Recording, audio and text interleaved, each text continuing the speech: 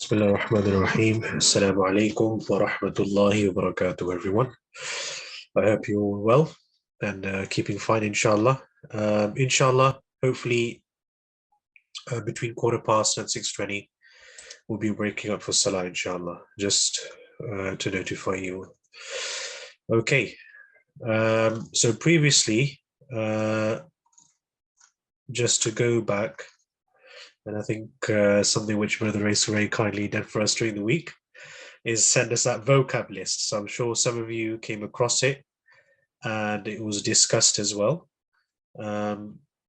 So the translation of all these words here in relation to the letters of the moon and in relation to the letters of the sun, their translation and so on and so forth was all mentioned on the sheet that was sent on the WhatsApp group. So just a very quick recap, the letters of the moon and the sun. So when it comes to the letters of the moon, okay, the lam is red. But when it comes to the letters of the sun, the lam is not red, okay? So for example, here we would say al-abu, al-abu. Here we would say at-tajiru, at-tajiru. So the lam is not red. Here, lam is red. Here, lam is not red. So that's just the words itself. But if something is joined onto it, how it would be read, inshallah, we'll discuss at a later time, inshallah, in regards to that. Okay. So we're going to move on now, inshallah, to lesson number 4. There were other vocabs as well, and certain words that we went through last week. Okay. Okay, so we're now coming to the 4th lesson, Ad-Dars al-Rabi'. So in terms of the way we are scheduling it, I think we're doing a lot better than what I had thought. But nevertheless, we are on the 4th lesson. So Ad-Dars al-Rabi', lesson number 4. Okay, so here we have 2 pictures. I'm just going to be explaining some rules on this first page, inshallah. Once I've explained those rules, if there's any questions, please ask your questions, and then we're then going to follow that up by some comprehension. So a bathroom which has a toilet and a bath is known as hammam, al-hammamu. So this is specific, the bathroom, al-hammamu. Okay. Here we have a room. So room in Arabic is known as al-ghurfatu, okay, as in the room. If you wanted to make this non-specific, we would say ghurfatun. Likewise with al-hammamu, if you wanted to make this non-specific, like we did with ghurfatun, we will say hammamun. Okay. Now, previously we mentioned that all Arabic words, okay, by default have a double rafa or a single rafa. Okay, so this being a single and this here on Muhammadun here being a double. Okay, there we go. Just increase the size so everyone can see. I hope that's better, inshallah. So we have a single rafa and a double rafa here.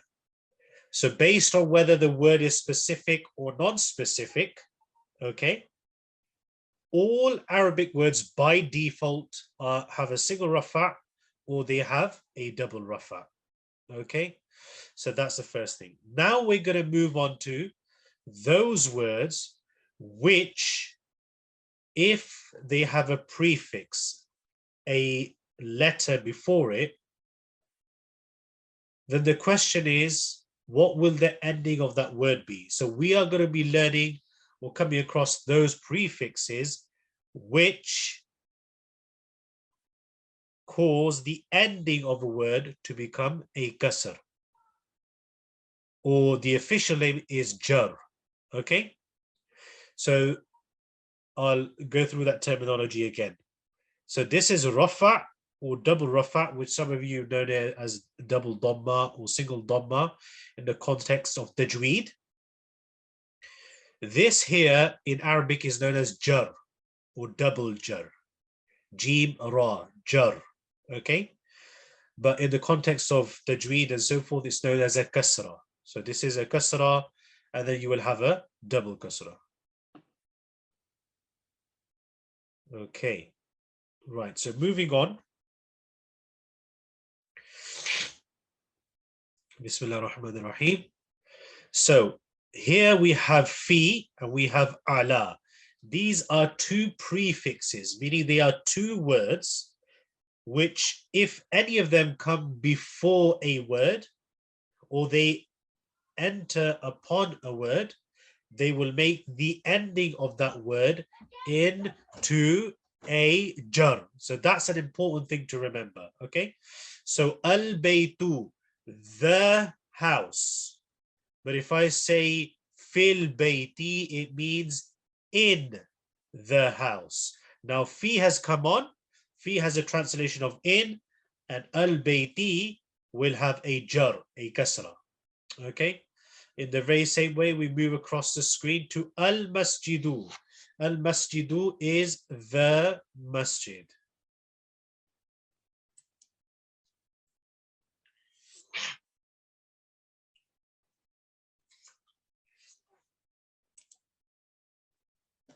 So we have al-masjidu. Then we have fi. So fil masjidi. So fi means in, the masjidi, masjid. So because fi has come on to the word al-masjid, it has given the ending a jar, or also known as in the context of tajweed as kasra.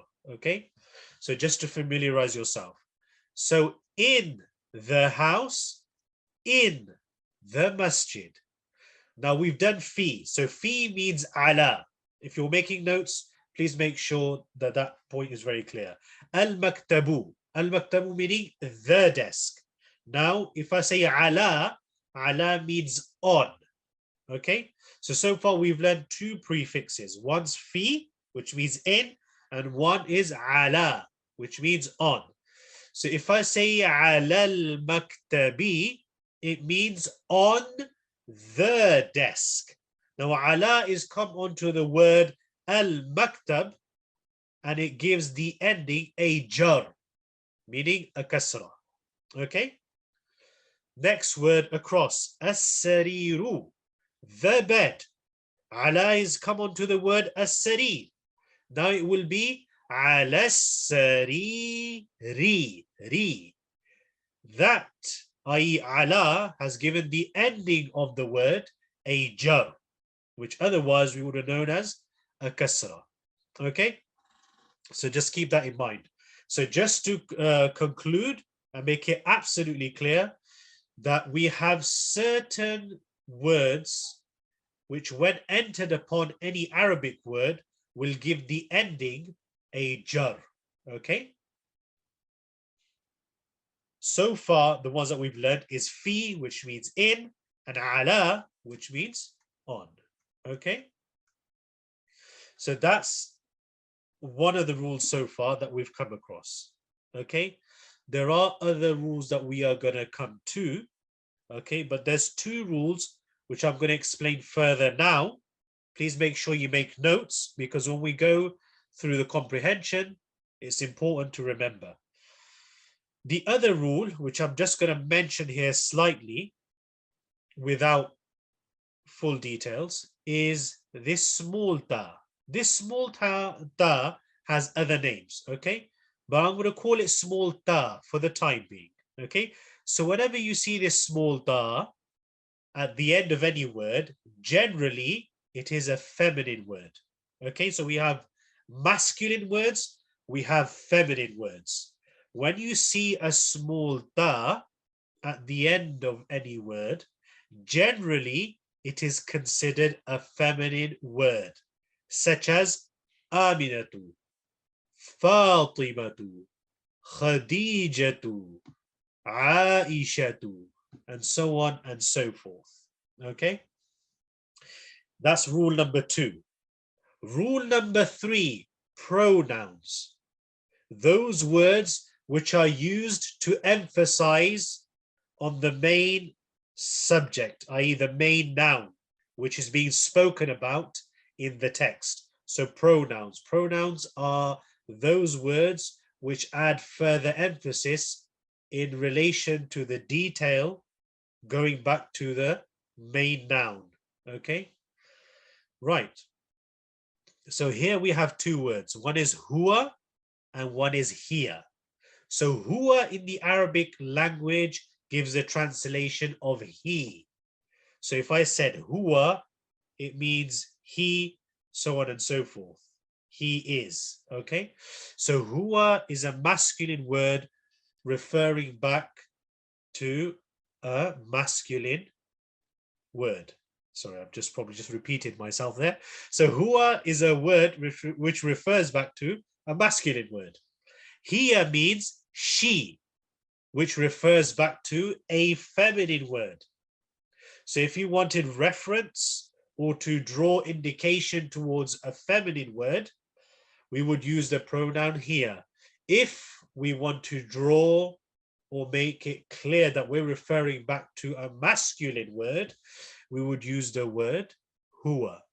So huwa and here will give the translation of he and she, but that will only give that translation if it's referring to anything which is living. So angels, genies, human beings, so on and so forth. Okay. If it's referring to any object, then for huwa and here, it will give the translation of it. Okay, very clear. So huwa and here, if it's giving reference to a living thing, genies, human beings, animals, so on and so forth, then the translation would be he for huwa and she for here. If it's referring to objects, then huwa and here will both give the translation of it. Okay, so those are the 3 rules. I'm just going to quickly go through this and then we will inshallah briefly break up for Maghrib. So the first rule was those words which when they come upon any word in the Arabic language gives the ending a jar, okay, which otherwise is known as kasra in the tajweed context. Okay, so those prefixes or those words are fi and ala. So fi means in, ala means on. Rule number 1. Rule number 2, which I said without much detail, is the letter ta. Generally, when it comes at the ending of any word, that word is considered to be a feminine word. Okay, we will discuss that in greater detail later on. Rule number 3, as discussed, huwa and here. They are pronouns. When referring to a masculine living object, huwa gives a translation of he. Here, when referring to a feminine object, gives a translation of she. But if any of them, i.e. huwa and here, are referring to a object rather than a living thing, correction, then it will give the translation of it. Okay, so inshallah, save your questions. Okay, jar means kasra, or for some of you zir. Okay, so if I say jar, it means zir. Okay, but I'm going to try and use the Arabic terminology. Okay, so jar, just like rafa or double rafa means bish or double bish, in the very same way, jar or double jar means zir or double zir. Okay, just to make that easier for some of our students to understand, inshallah. Okay, so before I proceed further on, I'm going to take questions first for the first couple of minutes very quickly. So are there any questions? If you can please either put your hand up or either put in the chat box, please.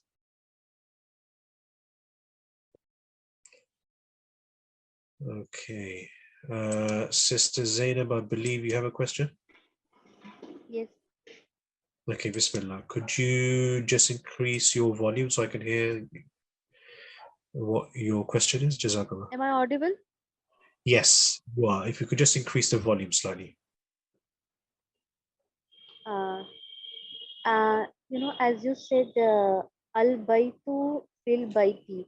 So here is a last is a kasra, is a jar. Majrur also there is a one word. Is this correct? We can call majrur.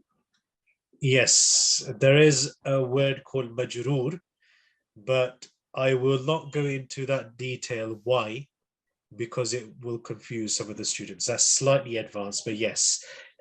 Just to answer your question, any word which before it there is those prefixes such as fi, ala, and others, which are known as jar, then those nouns which they enter upon is known as majroor.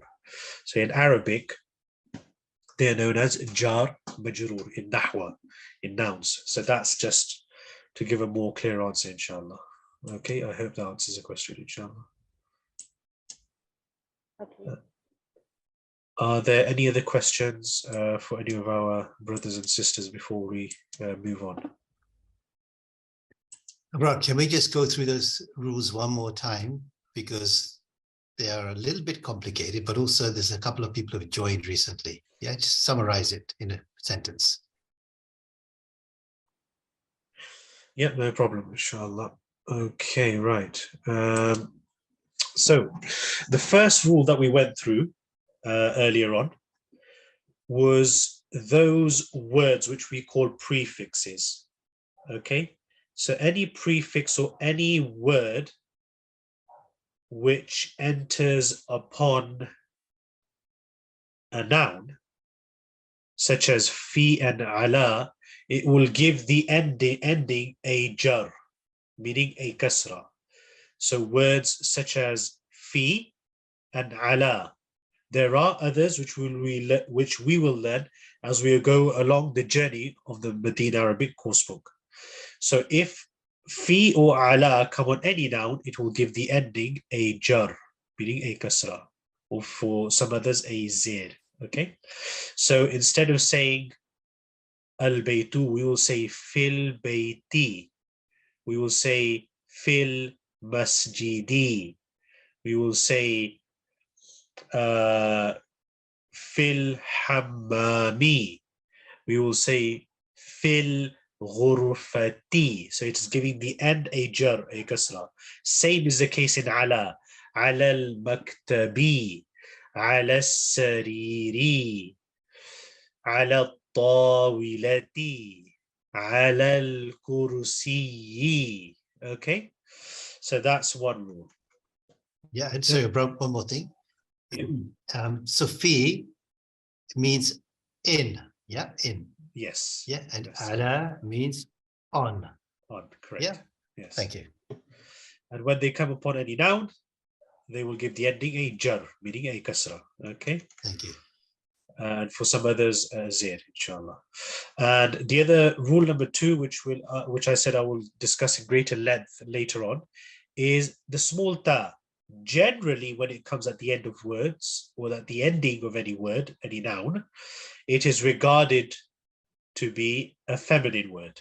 Okay, such as Aminatu here, Aishatu, Khadijatu, Fatimatu, Zahratu, and so on and so forth. The third one that I mentioned was huwa and hiya. They are pronouns. Pronouns are those words which add extra emphasis to the main noun which is being spoken about. So for example, I could say, I'm al-ustad, the teacher. So if you're going to refer back to me, we would use the pronoun huwa, meaning he, so-and-so, he, so-and-so, he, so-and-so. So we'd use the word huwa. But if it was a female teacher, al-ustadatu, then we would use a pronoun hiya to refer back to that teacher. Hiya, so-and-so, here, so and so, and so on and so forth. Okay, that's when you're referring to living things such as animals, genies, angels, human beings. But if huwa and here are referring to any objects, the translation will be it. But inshallah, we'll go through this as we start the comprehension. Right, as always, which is the main highlight of our durus at DAIO, please put your names in the chat box and let's get the comprehension rolling, inshallah. Please put your names in the chat box and let's get the comprehension started, inshallah. So whoever comes on will read the question and the answer and translate both, inshallah, for this section. So, inshallah, al-awwal fal-awwal. Man al-awwal. Man al-awwal. Man. So remember we came across the word man. Man al-awwal. As an ustad, I'm asking, who is going to be the first? Man al-awwal. Just like Rasulullah sallallahu alayhi wasallam would ask the Sahaba, Man al-awwal. Okay, Brother Race, over to you. Okay, so thank you very much for that. Okay, so we have our first person wishing to read. So, Sister Zainab, would you please go ahead with the first sentence? Please read that out. Yeah. Aina Muhammadun. Where is Muhammad? Huwa fil gurfati. He's in the classroom. Gurfati is the room. A room. Yeah. Okay. Yeah, he's in the room. He's in the room. Yeah. MashaAllah, well done. And I noticed that you said fil gurfati. Yeah. The fi makes the al gurfatu into al gurfati, which is fantastic. Okay. Sister Faryal, would you like to do the next, please? Okay. Wa aina Yasirun? And where is Yasir? Wa fil hamami. He's in the bathroom. Excellent. Thank you very much. Just one point to emphasize, just the pronunciation. So fil hammami. So with the W there. You know, we still have that, the Urdu accent, and we are struggling to, convert it to Arabic. We forget that, hammam in Urdu is hammam also, easy. So that's why we face quite a lot of difficulty pronouncing them. We'll try best. Yeah. So, Yeah. Do you want to try that again, sister? So fil hammami. Okay, I'll say it. Huwa fil hammami. Yes, alhamdulillah. Alhamdulillah. So ideally, this is going to be, inshallah, a short to long-term course. But the idea is I want you to become Arab artists who will learn the beauty of the Arabic language. And just like water comes out from a tap, such will be the quality of your Arabic, inshallah, that it comes out without thinking. But this is just the start of the journey, inshallah. Right, who do you have next, brothers? So we have now Brother Bilal. Please go ahead. Yeah, okay. So the next one is wa aina aminatu. Right? Where is Amna? And the next one is hiya fil matbakhi. She's in the kitchen. MashaAllah, very good. Very good. Okay. Next person, please.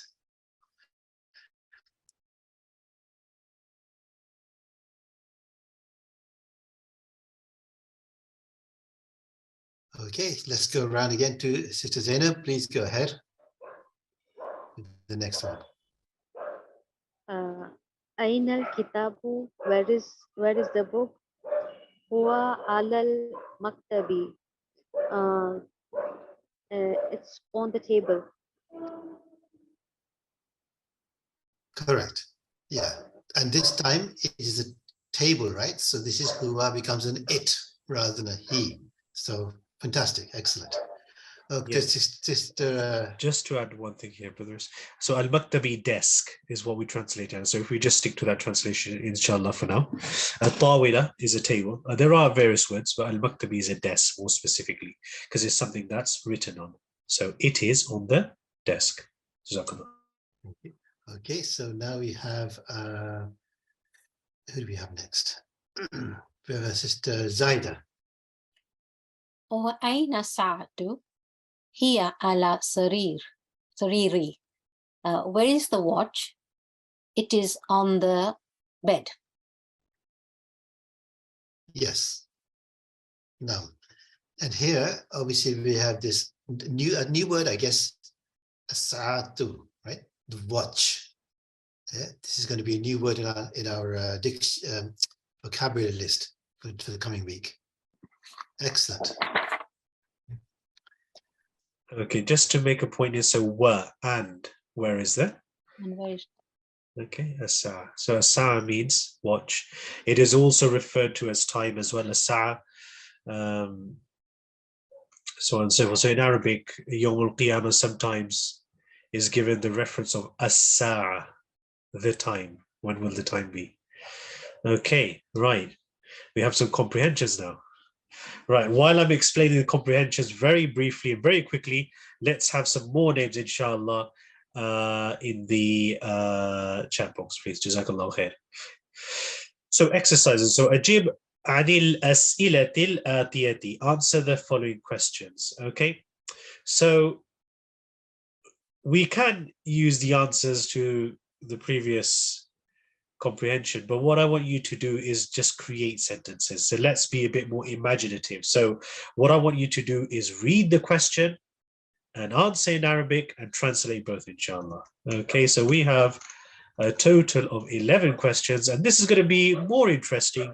So let's see, Bismillah. So Manil Awwal, who is first? May I? Yes, Bismillah. sister, go ahead. First question, Aina Kitabu, right? And can you Aina- translate that? Can you translate it? Yes. Where is the book? Yeah. Huwa alal maktabi. It's on the desk. Yeah. Exactly. Okay. Okay. So, who's next on list? So who was the last person there? Was it sisters? I think it's me, Farel. Oh yeah, please go ahead. Aina Muhammadun. Where is Muhammad? Huwa fil ghurfati. He's in the room. Or should I change? You want some different, not the same one? Huwa fil matbakhi. He's in the No, kitchen. Yes. That's fine, inshallah. No? You're just making the job harder for the later ones. Well, inshallah, you've taken ghurfa first, and it seems like you've taken matbakh. Well, I will leave matbakh hanging in the air for those who are next, inshallah. Okay, I think we have got. I didn't use hammam. Okay. Okay, so we have Zain. Zain, please go ahead. Sorry, which one? Aina Sa'atu? Yes. When is the, or what is the time, or when is the time? Aina is where? Where is the watch? Yeah, naam. Where is the Where's the watch? So how can you answer this? Huwa fi sariri? It's on the bed. Yeah, I guess that's okay. Huwa, you got that. Yeah. And then Okay. did you say it's on sorry, but you said fi, that's in, yeah? Huwa ala sariri. It's on the bed. I think that's better, right? Okay. In the bed would be like it's embedded in the bed, but it's on the bed. So question here, Brother Zaid. As-sa'atu, is that masculine or feminine? As-sa'atu. Think of the ending. Two is masculine because sorry, it's feminine because it's a ta. So what pronoun would we use if you just make the slight adjustments, inshallah? Sorry, here is feminine. Here ala sariri. Yep. That's it. Very good. Okay. Okay, let's do Brother Bilal. Brother Bilal, are you there? Yeah, I'm there. Okay. Okay, next one is aina Yasirun? Yasiru? Where is Yasir? Then answer would be huwa fil bayti. Right. Yeah. There, He, huwa, Fil. huwa fil bayti. Yeah. And Right? what does that mean to translate? He's in the house. Yeah. So, brother, let me ask you: is it Yasiru or Yasirun? Yasiru. Ooh. Ru? So this is where. Go ahead. It's look like it is Yasirun, but I think Yes, it is it is Yasirun. Yasirun. Yeah. So just remember the first rule we learned. Alif Lam makes a word specific. If it doesn't have Alif Lam, then it's a double rafa, a double Oh, dhamma. okay. Meaning Yeah. Yasirun. Yes, yeah, I understand.